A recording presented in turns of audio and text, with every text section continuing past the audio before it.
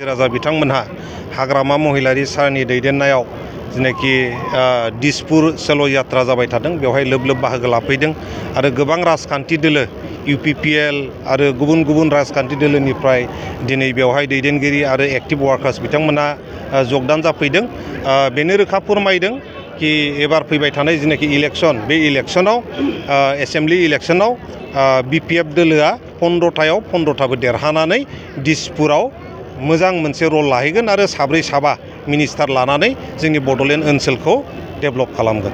नोंथाङा सासे UPPLनि सासे गाहाय सेक्रेटारि जानानै दिनै UPPLखौ नागारनानै BPF फैबाय मानि थाखाय? ना UPPLआथ' 5 बोसोराव नोंथांमोनाबो नुबाय टटेलि फेलार जादों, खामानि मावनो हायाखै, रायजोफोरनो जेसेबां जेनाखि प्रतिश्रुति होदोंमोन बेफ्रावथ' 1%बो साक्सेस जायाखै। दिनै BTR एकर्ड होननानै बुंदों, बिनि एकर्डनि इमप्लिमेन्टेसना एकदमबारे जायाखै। दिनै बेफोरखौबो हाग्रामा महिलारी सारासो इमप्लिमेन्टेसननि थाखाय आखायाव लानांगौ जानानै फैदों आरो जोङो मिजिंथिदों हाग्रामा महिलारी सारनि दैदेननायाव जेनाखि बड'लेण्डआ जौगाखांगोन आरो सिगाङाव जेबायदि मावबोदों थिग बिनिफ्राय गोख्रैसिनाव डेभेलपमेन्टनि थाखाय खामानि मावगोन।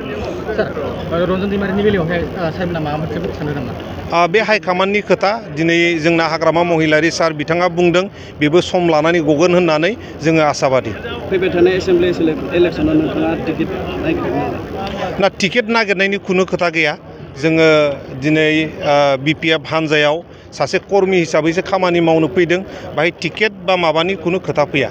बर'नि गेजेराव 3 MP मोननो थांगासिनो बेनि सायाव नोंथाङा मा बुंदों? मोननाया खोब मोजां जादों, नाथाय UPPL हान्जानिफ्राय जेरैबायदि जोङो नुदों गाव थाङाबालानो गुबुन गुबुन गोरों साफा सानै दङमोन।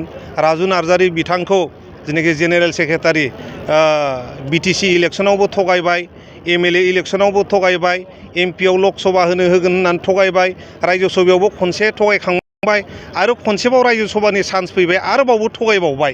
दा MLA जेराव जेनखागोन बे सिटआवसो बिथांखौ नाथ्रोदनानै दोनहरनो नागिरबाय। बियो जाहैबाय UPPLनि हाइकमान्डनि जेनाखि गावनिल' साननाय बिनि मोनसे उदाहरन।